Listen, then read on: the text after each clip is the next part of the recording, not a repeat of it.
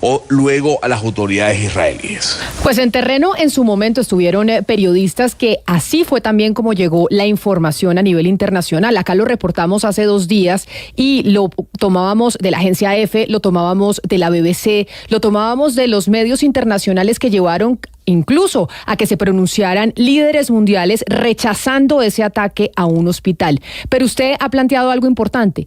¿Cómo saber quién dice la verdad en medio de un conflicto, en medio de un enfrentamiento como este? Para Medio Oriente, los responsables del ataque al hospital es el ejército israelí. En Occidente, lo dijo el presidente de los Estados Unidos, Joe Biden, que su agencia de inteligencia le decía que no había sido el ejército israelí, y esa es la versión que se mantiene en este lado del mundo. Pero ¿cómo hace un periodista en el terreno para saber quién está diciendo la verdad y quién es el responsable de un ataque? Carl Pernhall es un periodista internacional, periodista de guerra con experiencia en el conflicto entre Israel y Gaza desde Egipto y desde Gaza en el 2008 y el 2009. Estuvo también desde Gaza en el 2014 cubriendo el conflicto de Hezbollah e Israel, del 2006 desde el sur del Líbano, y todos estos eventos los cubrió para CNN Internacional, y creo que es una voz que nos puede ayudar a entender a aquellos periodistas que están en terreno, en medio del fuego cruzado. ¿Cómo hace uno o cómo hacen para reportarle al mundo quién es el responsable de qué en cada uno de los ataques? Carl Pernhall, bienvenido a Mañanas Blue. Mil gracias por estar con nosotros el día de hoy en los micrófonos de Blue Radio. Buenos días, Camille, y un gusto estar con ustedes como siempre. Sí, los retos en este caso son supremamente grandes, incluso más grandes que los retos normales que enfrentamos nosotros como reporteros dentro de Gaza en 2008 y en 2014. El periodista en estos momentos está enfrentado a una velocidad de información que es complicado de manejar. Hay limitaciones sobre movilidad y el acceso a fuentes oficiales y no oficiales de información son también bastante limitados. Junto con eso, la credibilidad de fuentes. Lo que estoy viendo en los últimos días es que también los periodistas están intentando cumplir un doble papel. Uno, de reportar los hechos como pasan, y cuando pasan, y también están al mismo tiempo intentando hacer un análisis de la situación. Y creo que en esta situación donde los desarrollos son tan veloces, a veces el análisis va a tener que esperar hasta más tarde. En el caso concreto que mencionan del hospital, es importante por el efecto colateral que puede tener, pero realmente es un análisis posterior por expertos en balística que nos van a dar la verdad. Van a ver el tamaño del cráter, van a ver qué tanta esquirla hubo en el lugar, van a estar analizando los canales de Telegram y otros canales de comunicación de Hamas, y van a estar analizando información de satélite, todo lo que queda en estos momentos fuera del alcance de un periodista en el terreno. A ver, pero señor Carl, a mí me llama la atención es la rapidez con la que se necesita contar la historia en medio de la guerra, antes de adentrarnos en saber quién tuvo la culpa sobre el hecho. En este caso, trayendo a colación el ejemplo del hospital. Bueno, hay una mea culpa ahora por parte de los medios occidentales diciendo nos adelantamos a los hechos, porque la información es que dimos nosotros es que Israel había lanzado el cohete. En una guerra es preferible esperar minutos, incluso horas, antes de dar una información. Seguramente que sí, eso es lo que nos enseñó mi formación, digamos, en la agencia Reuters. A veces es mejor proceder con cautela, explicando primero lo que sabemos y también identificando las lagunas de información, es decir, las cosas que no sabemos. O sea, por lo visto, por las evidencias que vimos a través de imágenes de video, hubo una explosión en la zona cercana o posiblemente dentro del complejo del hospital Al-Ali. Pero de ahí, ¿cuántos muertos exactamente habían? Y quién o qué causó esta explosión son cosas que no podemos saber. Sí, empezamos a recibir información sobre el número de muertos y heridos de parte del Departamento de Salud de Gaza, pero es una autoridad que también depende de Hamas. Claro, pero eso no quiere decir que no son creíbles, pero quiere decir que tenemos que equilibrar la información. Pero, Carl, entonces, ¿qué pudo haber pasado aquí? Porque el hecho del hospital, del ataque al hospital, y que se haya dicho que fue responsabilidad del ejército israelí, generó unas reacciones importantísimas en la diplomacia internacional. Pues no se reunieron líderes de Medio Oriente con el presidente Biden, que estuvo en terreno precisamente por eso. Hubo una reacción de los líderes de esa región del mundo atacando a Israel, diciendo que esto era inaceptable. Y bueno, todo lo que se generó por cuenta de que los medios más reputados del mundo y de Occidente así lo certificaron desde un principio. ¿Qué es lo que pudo haber pasado acá? Sí, como usted dice, o sea, una reacción diplomática fuerte y también una reacción muy fuerte en la calle. O sea, vimos la reacción, sin ir más lejos, en Beirut y en Cisjordania es en minutos después de esta explosión. Y el problema es que aquí sabemos que habían bombardeos de parte de la Fuerza Aérea y también de artillería israelí. Sabemos también que las milicias de Gaza, entre Hamas, Yihad Islámica y tal vez las brigadas Salahadin, si siguen funcionando en este conflicto, han estado disparando cohetes muy seguido. Entonces, eso sabemos que hay antecedentes de que municiones israelíes han caído en blancos civiles en medio de un conflicto. O sea, había un incidente en 2006 en el sur del Líbano, por ejemplo, que después detonó un cese de fuego de 48 horas cuando Israel admite que sí bombardeó un edificio civil causando unos 30 muertos. Entonces hay antecedentes, pero también hay que entender que hay antecedentes de que los misiles, los cohetes que utilizan las milicias palestinas también pueden mal funcionar. En 2014, cuando estuve ahí, yo presencié en múltiples ocasiones un mal disparo de algunos de estos cohetes, a veces porque son de fabricación un poco casera, pero incluso los cohetes más sofisticados pueden tener un mal funcionamiento.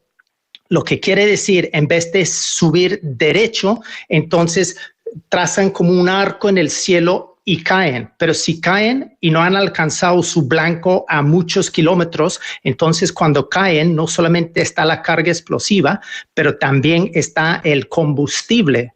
Pero por eso tenemos que identificar lo que sabemos y lo que no sabemos, porque después el análisis del lugar, si las evidencias se pueden preservar, eso lo tiene que hacer unos analistas independientes, aunque en este caso todos sabemos que esto nunca va a ser posible. A partir de su experiencia haciendo periodismo en terreno, en conflictos de este tipo, sería interesante, señor Penhall, que le pueda dar a la audiencia y a nosotros de pronto una guía de nombres e instituciones que a usted le parecen muy creíbles. No sé, qué periodistas, qué instituciones o políticos o agencias de medios cree usted que a estas alturas son las más creíbles. No creo necesariamente que es cuestión de buscar una lista de fuentes creíbles y solamente depender de ellos. Obviamente, las instituciones que dependen de Hamas, que sean las brigadas médicas, que sean las instituciones civiles de Hamas e incluso las propias milicias, tienen una información que nos sirve. Obviamente, el gobierno israelí, el ejército israelí tiene información valiosa, pero tenemos después que buscar otras fuentes que confirmen o no confirmen y no solamente depender de un lado u otro. En este caso, el problema es que la gran mayoría de los medios de comunicación no tienen sus propios corresponsales dentro de Gaza para ver con ojos y oídos. Señor Penhall. Vamos a ver si logramos, porque se nos congeló la comunicación. Ahí lo estábamos viendo a través de nuestro canal de YouTube de Blue Radio en vivo. Ahí volvió la comunicación. Es que lo perdimos por un momento, creo que fue un tema de internet, pero ya lo seguimos escuchando.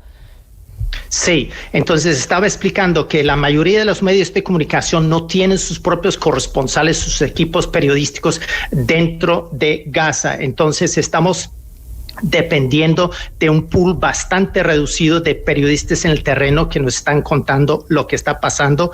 Y hay que pensar que ellos no tienen mucha movilidad porque hay escombro por todo lado, hay falta de combustible, no se pueden movilizar rápidamente de un lado para otro, están moviendo dentro de un radio bastante reducido. Entonces, todo eso contribuye a que la información va a ser muy difícil de comprobar de diferentes puntos de vista. O sea, no solamente depender de una sola fuente creíble, sino comparar diferentes puntos de vista para intentar hacer una síntesis.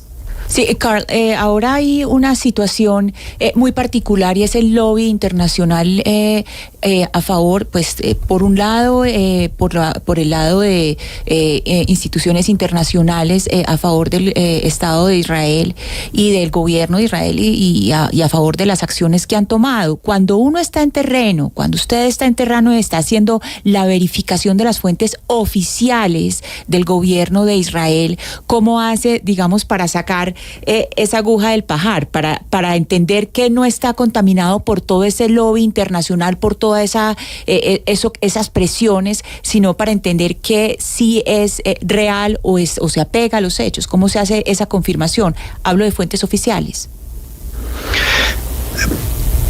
Buenos días, Ana. Pues sí, siempre es un problema, no solamente con el gobierno israelí. O sea, ellos, como cualquier otro gobierno, como cualquier otra fuerza militar, están dando la información que ellos creen que o es la verdad o nos están filtrando información que ellos piensan. Eso no es una particularidad del gobierno israelí.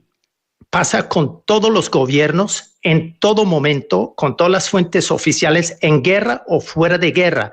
Pero pasa que en tiempos de guerra, pues esa tendencia se magnifica. Entonces, no solamente es un problema de Israel o no Israel. También hay que tomar en cuenta que muchas veces, y sobre todo en este presente conflicto, estoy viendo que Israel está ya peleando contra una preconcepción que nos van a estar contando mentiras. Y hasta ahora he visto muy poco énfasis en los medios de comunicación que lo que está pasando en estos momentos es un cálculo estratégico de Hamas.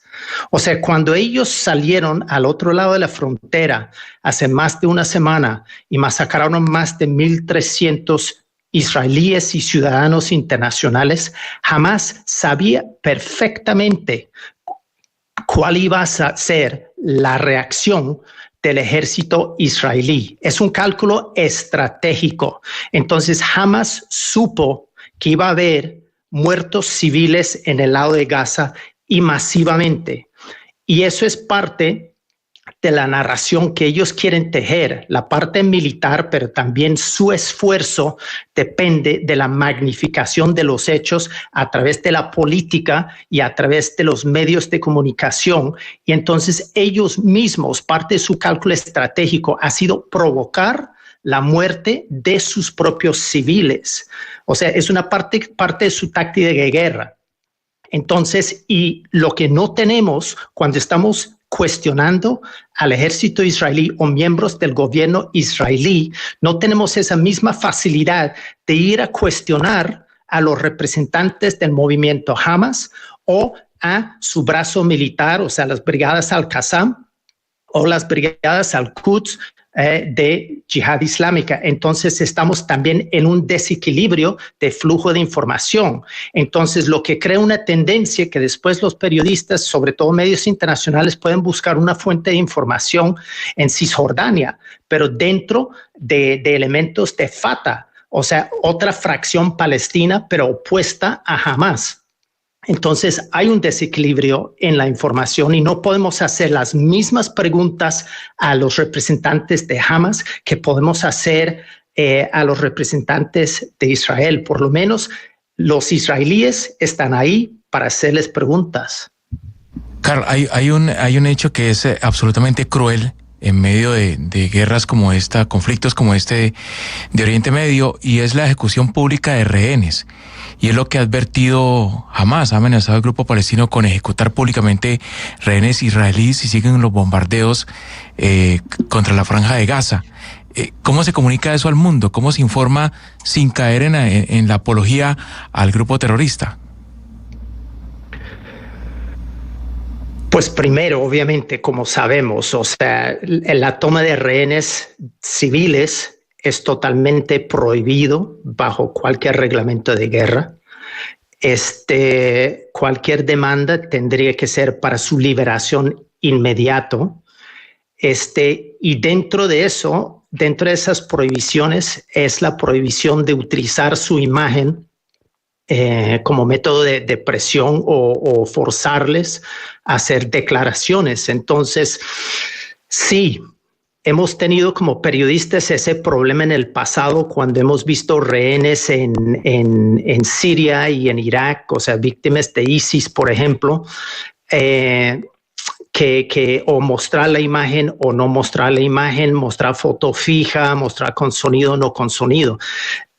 Las mismas consideraciones se estarán dando en todas las salas de redacción en estos momentos, pero en general también por la velocidad de los acontecimientos, siento también que ese drama de los rehenes, ahora sabemos que hay más de 200 que supongo que son rehenes junto con capturados en combate, que serían los militares israelíes, pero esa parte se ha olvidado un poco, o sea, no sabemos nada o de todas formas muy poco de los esfuerzos tras el escenario que se está haciendo para ver si se puede negociar su liberación.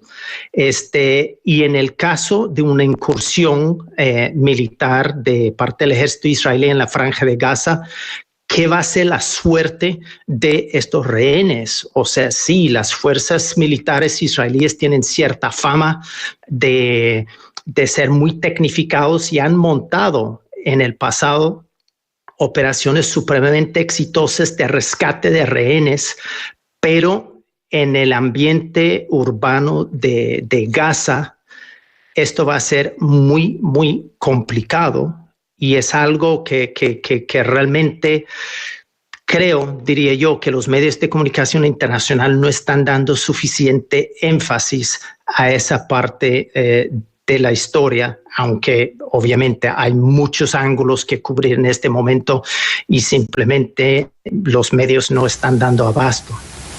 Pero ahora, siguiendo un poco la línea de mi compañero Hugo Mario Palomar, señor Carl, entonces, ¿es imposible que un corresponsal de guerra sea neutral en un conflicto? Yo creo que un conflicto del tamaño del presente y de todos, o sea, hay que entender que el conflicto de Medio Oriente, el conflicto de Israel, Palestina, el conflicto Israel-Líbano, es hacer un periodismo de filigrana. Tiene un contexto histórico muy largo, muy complejo. Hay posiciones muy encontradas de lado y lado, que también son históricas, son personales. Entonces, es una historia, digamos, que un solo reportero no puede contar. Es una historia que a fuerzas necesita un grupo de periodistas para contar. Entonces, yo siempre he pensado que si se puede tener un periodista en cada lugar, o sea, lo ideal en este momento sería tener un equipo dentro de Gaza, obviamente un equipo dentro de Israel, otro equipo en la frontera con Egipto, en el cruce con Rafah, otro equipo en el sur del Líbano. Estos periodistas de terreno pasando la información a sala de redacción y dentro de la sala de redacción entre periodistas veteranos y expertos y analistas también revisando información, pero en caliente, un solo periodista reportando de una sola ubicación geográfica en estos momentos es imposible, con su mejor intención, hacer el trabajo.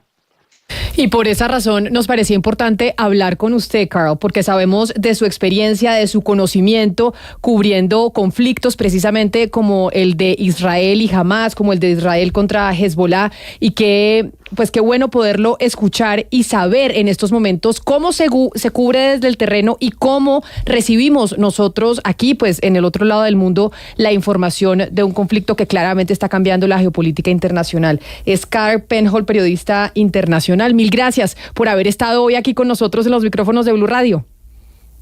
Un gusto.